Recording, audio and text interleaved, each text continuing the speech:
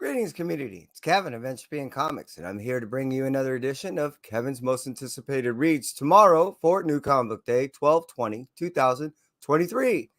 Well, we got one more week to the end of the year, and wow, I'm still playing catch up.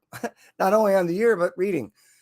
Not too far behind, but hey, it is what it is. And I'm appreciating all the reads that I've been getting so far this year. Uh, it's been an interesting year as far as reads, and I we have one character in particular that I definitely fell in love with, and I'll be talking about that character a little bit later. And it's just been really enjoyable, I think, to be able to kind of shed off some of the whole spec stuff and just sit back and be able to enjoy that, in which that we all kind of fell in love with, which was reading comic books. Before I get into the list, I would love to be able to appreciate and thank those that have joined me this evening or checking out my list. So, hey, Christina, I appreciate you being here. Let's dance the night away. Everyone else, well, if you want to jump in, hey, you're more than welcome to. Las Cruces, can you believe it? Christina beat you here. Dude, I appreciate you being here, buddy. Cap, hey, I hope you and Smiley are doing well, and happy holidays to you and all. And who else is joining us this evening? Yo, Ian, I appreciate you being here, buddy. Happy holidays. And yo, Ben, I hope all is well. And yeah, I say, yo, Bleak, I appreciate you being here, buddy. And let's jump into a whole list for 12/20/2024. Yo, Sith, I appreciate you being here, and I hope the ladies doing well. Starting off with Boom Studios, Animal Pound issue number 1 up 4. This story as well, it's just a variation of a classic. It's been around for, God, I think about 100 years. Anyways, aside from that, we're getting one of 4 issues that will tell of suppression. And what I like is beyond that, all the other, there's going to be a lot of words, but along with it, there's a lot of symbolicness, and there's a lot of, I don't know, metaphors. And the beauty about it is that they're using animals to tell the tale of something that is, obviously talking about humans. An Animal Pound is just after I got to read the Ashcan, is no different than essentially the original, just done in its own variant way. So Tom King is going to kill it, because I've already read 2 issues of this, but I just never got my hand tangibly on a copy. So I'm dying to get Animal Pound issue number 1 of 4. Moving up from Animal Pound, we're going to talk over at the Rare Flavors. This is a tasty story. This is issue 3 of 6, and it's been rather interesting. It's been a story that's not only been telling a tale that is, you knew the obvious aspects that are slowly transpiring, but that is going to happen. They're giving you not only who's on the menu and the ingredients, but they're telling you the preparation. And each successive issue has been giving you a recipe towards an end result, which has been rather creepy and awesome. So Rare Flavors issue number 3 of 6 by Ron V is just really high on that, most anticipated read. But moving out from Boom Studios, we're going to move over to Image Comics, and we're going to talk about Geiger Ground Zero issue number 2 of 2. What I'm loving about this whole Jeff Johns thing is he's painting this overall picture, and he's filling in gaps. If you don't even know some of the history or what's going on, these kind of stand alone as stories. So it doesn't matter if you're reading the original Geiger story, even Junkyard Joe, all these things that are slowly building this world to be what it is, you can kind of read these things individually. But when you piece them together, oh, what a beautiful world it's painting. So that's why Geiger, Ground Zero, issue number 2 of 2 is really high up there in my most anticipated reads. It's completing the story. Moving on from there, we're going to talk about Philadelphia, issue number 32. I just got through reading issue number 31, and wow, it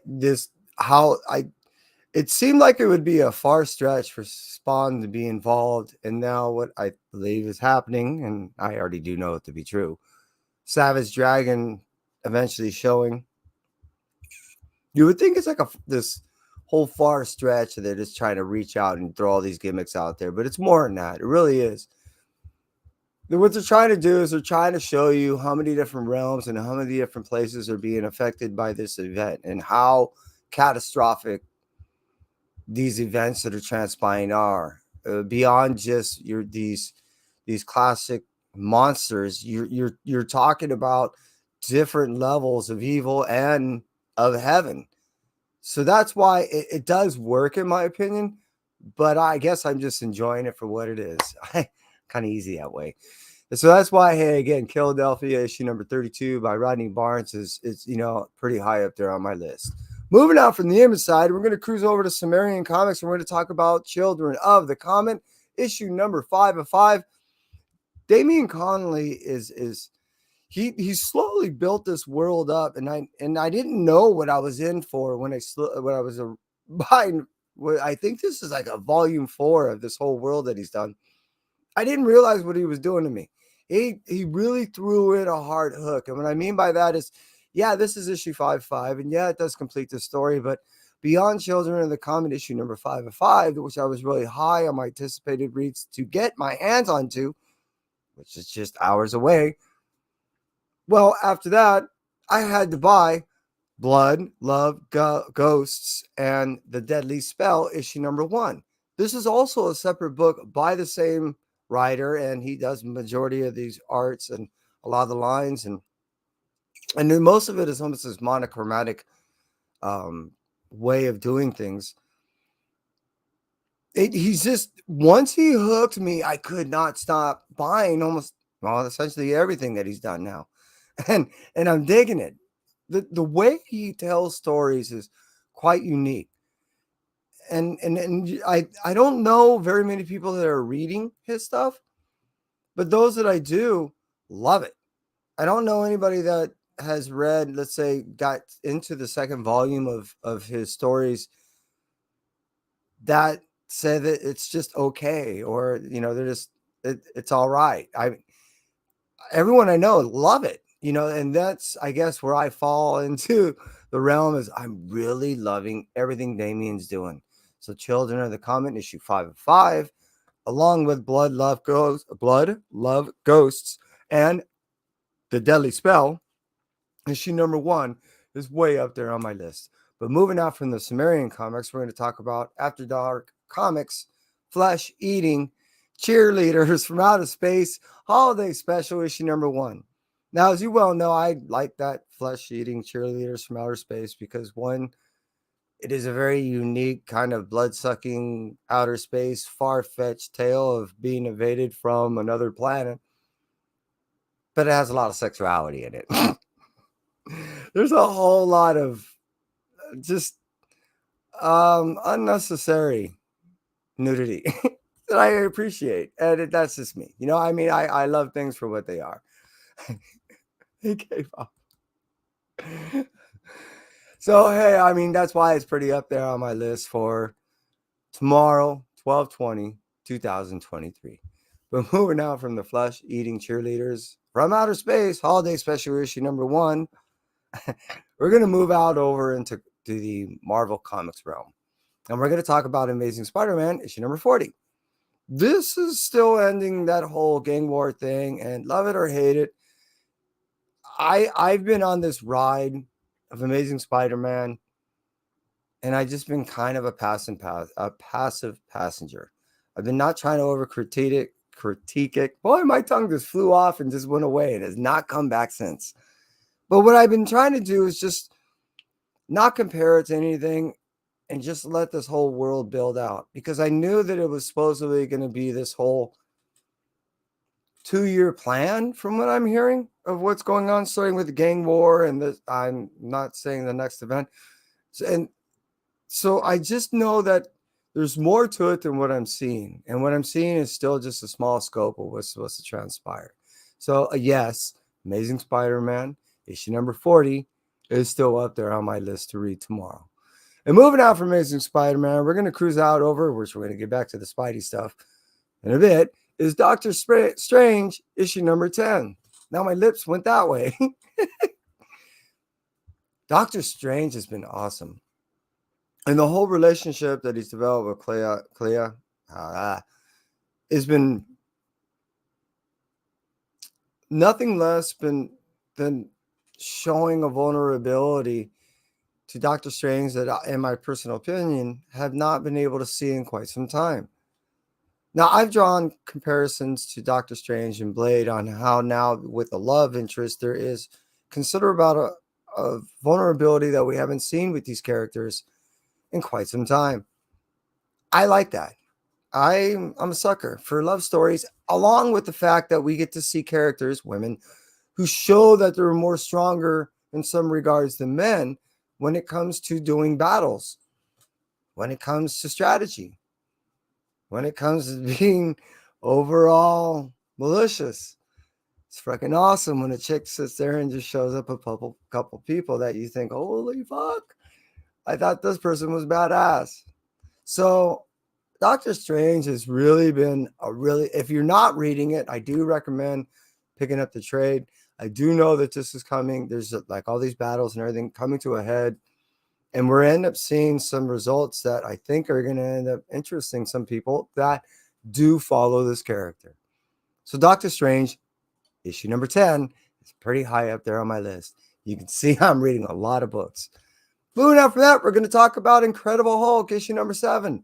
Hulk has been awesome. Seriously, if you're already kind of a Hulk fan, this is the series for you. I don't want to ruin everything. This is another one of those things. If you're not already reading, well, the best way to catch up is just going ahead and buy a trade, along with picking up issue number 7 tomorrow. That'll catch you right up. Not only that, you'll end up appreciating it. Seriously, you are already a Hulk fan. This is your Hulk. Moving out from this, we're going to talk about Superior Spider-Man, issue number, I thought it was 2, wasn't it? I got to get my stuff together. All right, let's say it's 1. It says 1 on here.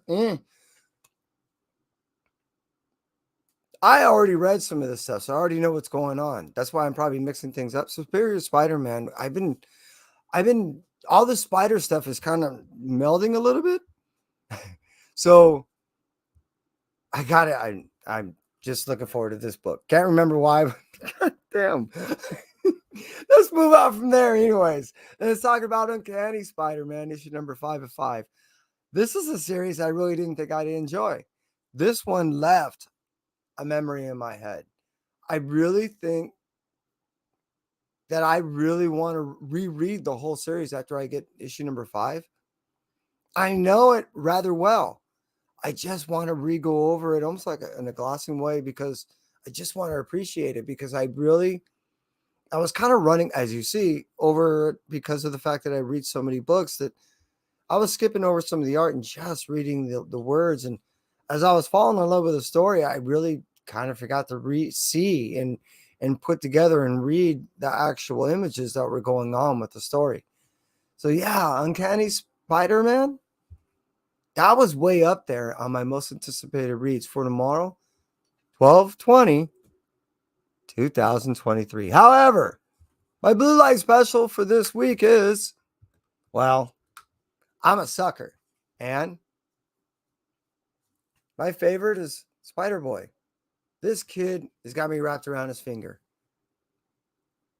I fell in love with this character from day one. Even when I was getting little hints of what was coming along with this character, when I was talking to Dan, when the character first appeared in issue number 7 of Spider-Man, when we got to know the background history in Edge of Spider-Verse in issue number 3, that's definitely where I fell in love with this character. This character hit me hard in the heart. And like I said, I love a good romance story. I love a good love story. I love a good soul story. So this kid is down on his luck. He's got basically one person, which is another kid that knows his identity outside of Spider-Man himself. And it's one of those few stories that I really do hope that it maintains as an ongoing series, because I not only look forward to this series every month because of how much it is a heartfelt story, but because we're seeing a spider hero that's dealing with something of this gravity at such a young age. by himself with no one. And at this point, almost without Spider-Man himself, outside of when he's helping Spider-Man. And that's pretty hardcore. Really.